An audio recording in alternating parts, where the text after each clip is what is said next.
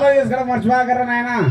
అయితే అది చెప్తా మరే వ్యూస్ పెరుగుతాయని అంత అయిపోయింది అనమాట. ఇప్పుడు బయట ప్రపంచం కన్నా ఇంటర్నెట్ ప్రపంచం ఎక్కువైపోయింది. పక్కన పక్కన ఉన్నా కానీ మాట్లాడుకోరు, ఎవరు సెల్లే చూసుకుంటుంటారు. టీ దానికి పోయిన నలుగురు కాడ 10 మంది పిల్లలు కూర్చొని ఉంటారు. అన్నే స్కూల్ పిల్లలు, టీ దానికి వచ్చిన పిల్లలు కూడా ఎవరికి ఒకరికొకరు మాట్లాడరు, అట్ అయిపోయింది పరిస్థితి అనమాట. కాబట్టి మానవ సంబంధాలకు విలువలు లేకుండా పోయినాయి, ఒకరినొకరు మర్చిపోయినారు, జానపద కళలు చచ్చిపోయినాయి. నిన్న ఇన్నేళ్ళు అంటే 14 ఏళ్ళ తర్వాత నిన్న చూసిన ముద్దారంలో తోలుపోపలాట. నేను ఇప్పుడు ఇంటర్నెట్లో తిన్నా కానీ ఏడ దొరకదు తోలుపోపలాట. చెక్క భజన కావచ్చు, చెడకోలాటాలు కావచ్చు, జమిడిక మధ్యల తిత్తి పంబ చిట్టి తాళాల స్త్రీల గలగల గాజుల చప్పులలో అలవుకగా సాగిపోయే జానపదానికి నేడు చాలా వరకు ఆదరణ కరువైపోయింది. అలాంటి కళలు కళాకారులు కనుమరుగైపోతున్నారు. పాట అంటే చాలా గొప్పది. అమ్మ ఒడిలో ఉన్నప్పుడు పాట, చెట్టు కింద ఉన్నప్పుడు పాట, చేత తీరుతూ పాట, ఆరు బయట కూర్చుంటే పాట, కష్టం వస్తే పాట, నష్టపోయిన పాట. అలాంటి పాటలు చచ్చిపోయినాయి అన్నమాట. ఇప్పుడంతా ఓరోరి యోగి నన్ కోరికైరో రోట్లైరో దత్రో నౌల్రో మింగురో బరుకురో కొరుకురో పారేరో ఇట వాడినామనుకో దాంట్లో ఏమి ఉండాల్సిన అవసరం లే. ఊకే బేస్ ఒకటి ఉంటే చాలు, డిబిచ్చుకు డిబిచ్చుకు డిబిచ్చుకు డిబిచ్చుకు ఓరోరి యోగి ఇట ఇట అయిపోయింది. ఇడువా వాడువా ఇడువేడు అడువా ఎవడువా వాడువా ఈడువా ఎవడువా ఎవడు పోయినాడు. ఓకే రిమిక్స్లు డీజేలు ఇక. కానీ ఒకప్పుడు పాటలు ఎట్లుండే, స్నేహం మీద పాట తీసుకొని పాట పాడితే మహానుభావులు మీ సౌన్న నేస్తావా నీకు రోసం ఎక్కువ రోసం ఎక్కువ కానీ మనసే మక్కువ నేస్తానికి చిలికాడా ఎన్నటికీ నిన్ను వీడ పోయింది. ఆ స్నేహం మీద ట్రెండ్ పోయి మన ఇంట్లో పిల్లలు 16 ఏళ్ళు 18 ఏళ్ళు వచ్చినా 14 ఏళ్ళు వచ్చినా చాలు అదే స్నేహం మీద పాట పాడుకుంటే వాహు వా ఒక నిజం కావాలి, వాహు వా ఒక ఫ్రెండ్షిప్ కావాలి. యో యో యో యో ఏంది పరిస్థితి ఏమైంది?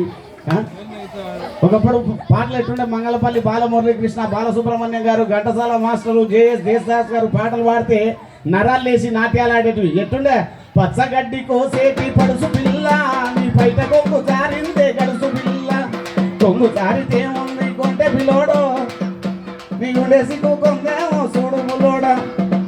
ఇట్టుండే ఈ పాటలు కూడా ఏడ దొరకనట్టు దీన్ని కూడా రీమిక్స్ చేసి డబ్బింగ్ చేసి సినిమాలలో పెట్టినారు. ఎట్టా, నా పేరు మీనా కుమారి, నా ఊరు కన్యాకుమారి, పచ్చగడ్డి కోసేటి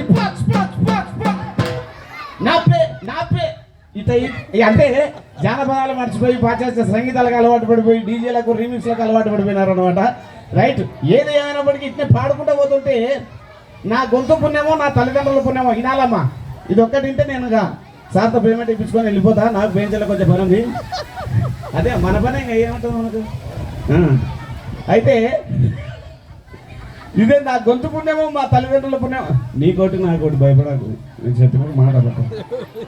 మా తల్లిదండ్రుల పుణ్యమో లేకుంటే నా గొంతు పుణ్యమో తెలియదు, కానీ నేను పాటలు పాడడానికి అమెరికా వరకు అవకాశం దొరికింది.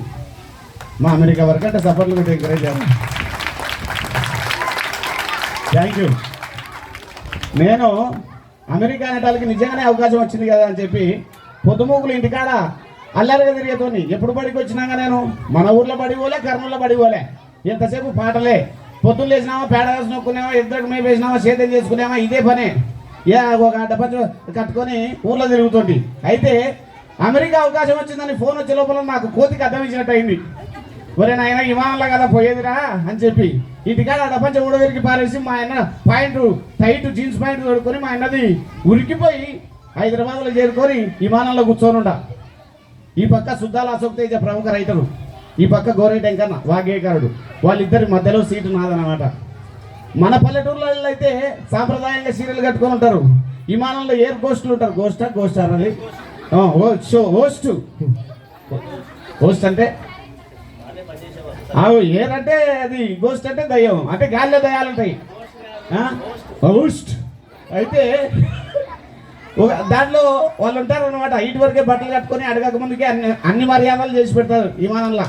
బిస్కెట్లు, చాక్లెట్లు, మందు, బిర్యానీ అన్నీ ఇచ్చారనమాట. నాకు ఒకటే ఒక మర్యాద చేసింది, నా జీవితంలో మర్చిపోలేను. ఏంటంటే ఒక బిర్యానీ ఇచ్చి 2 పెగ్గుల మందు వచ్చింది మహాతల్లి. మనకు ముందే కకృతి ఎక్కువ, అందరూ కోమలపల్లె మళ్ళీ పెడతారో పెట్టరు, ఎంతసేపు టైం అవుతుందో ఏం కథను దిగే లోపల అని చెప్పి నేనేం చేసిన అంటే 2 బిర్యానీ తిన్నా, 8 పెగ్గుల మందు తాగిన. ఫ్లైట్ పైకి లేచింది, ఇక తిన్నెప్పు ఊకుని చదే కడుపులో కూడా స్టార్ట్ అయింది. ఏం చేయాలో అర్థం కాలే. ఇది అందరికీ జరిగే ప్రభావం, అదే మన ఒక్కరికి వచ్చేది ఏం కాదు. అంటే మన ఊర్లో అయితే ఏదో చెట్టు కిందకో గనికల్లుకో గుట్ట కిందకో పోవచ్చు, విమానంలో ఎట్ట పోవాలో అర్థం కాలే. వీటి వరకు బట్టలు కట్టుకున్నాయమని అడిగిన పోయి ఒక యాది బాగుంటావు తల్లి ఏంటి అంటే మనకు అంతంత మాత్రం చదివే కదా, ఇంగ్లీష్లో అడగడానికి రాదు. పోయి అడిగితే ఆయమ్మ what can I do for you అని. ఒరే నీ గల నీళ్ళక ఇంగ్లీష్ వచ్చితే నేను కూడా యానసాట పని చేస్తున్నాక పరిస్థితి అది కాదు అని సైగా చేసి అట్టని అర్థం చేసుకుంటుందని అంటే go to straight and take left అని. సరే తీరానాయన అని చెప్పి మొత్తానికి బాత్రూమ్ వరకు పోయి డోర్ తీసిన, గడే పెడదామంటే డోర్కు గడే లేదు, కంపగల. సరే తీరానైనా కింద బోల్టనైనా పెడదామంటే బోల్ట కూడా లేదు.